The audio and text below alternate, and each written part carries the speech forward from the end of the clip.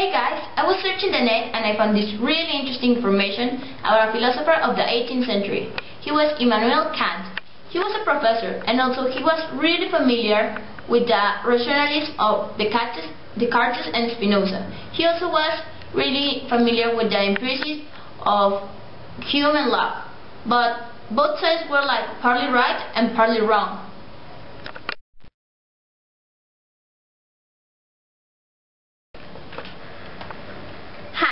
I am Rationalism, and I think that my philosophy is the best, because I conceive reason as a source of knowledge and justification. I introduce the mathematical method into philosophy. First you start with the fundamental foundation of basic principle, like the axiom of geometry, and then deductively you derive all the knowledges. Whoa. Hold on, your sister. You ain't the best philosophy. I am Empiricism. Haven't you noticed that with your senses you can conceive the reality of the world around us? Experience is the basis of your knowledge. There ain't no innate ideas. There are only perceptions of the senses. The world is evidential. You shouldn't mix up reason into something that is so damn obvious. Truth is staring you right into your face. Hey, first of all, I'm not your sister. And second, you're just lazy that don't want to use your minuscule, useless brain in useful thoughts of the world we inhabit. Hold on, your horseless sister. You're so tied up your ass you ain't seen the color. Just go with the flow and live by your senses. Don't invade my personal area with your junky smoke, when you don't even know that 2 + 2 is 4. Oh, geez, you shouldn't have said that, you nerdy geeky mother. Nice. Don't you fight now. I'm Immanuel Kant and I'm going to make the synthesis of you both. All our knowledge of the world comes from our sensations. Here's where I agree with you, empiricism. But, and here's where I connect you both, our reason affects the way we perceive the world. We are humans, and therefore we are prone to seeing the world in a specific way. Just as when we use sunglasses, for example, we see the world affected by the shade of the glasses. This leads me to another thought.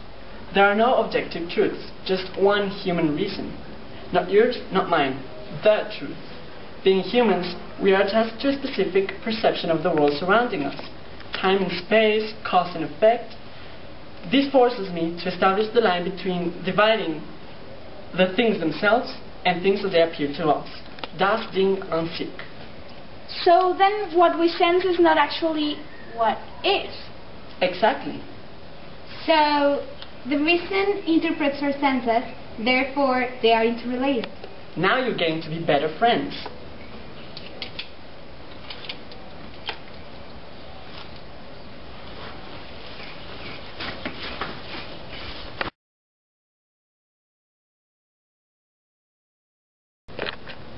So, following my line of thought, now my philosophy invades moral. Here is where I create my golden law, just such that your actions can be raised to a universal norm. For example, there will be one time in which I will be forced into deciding whether to say the truth or tell lies. Here's where I must apply the rule.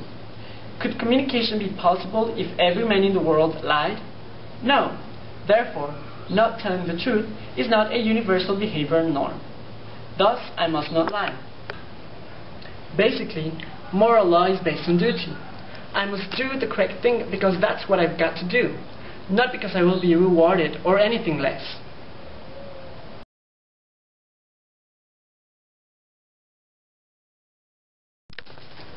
So interesting, right? So what are your conclusions? Empiricist, rationalist, or a combination of both? Also, I found this really important information about Romanticism, which is the next philosophical movement. But I will talk about that the next time.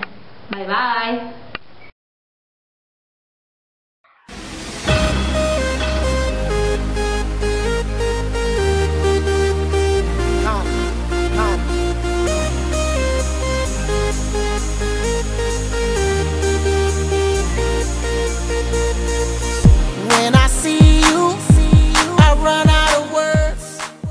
He also was like really into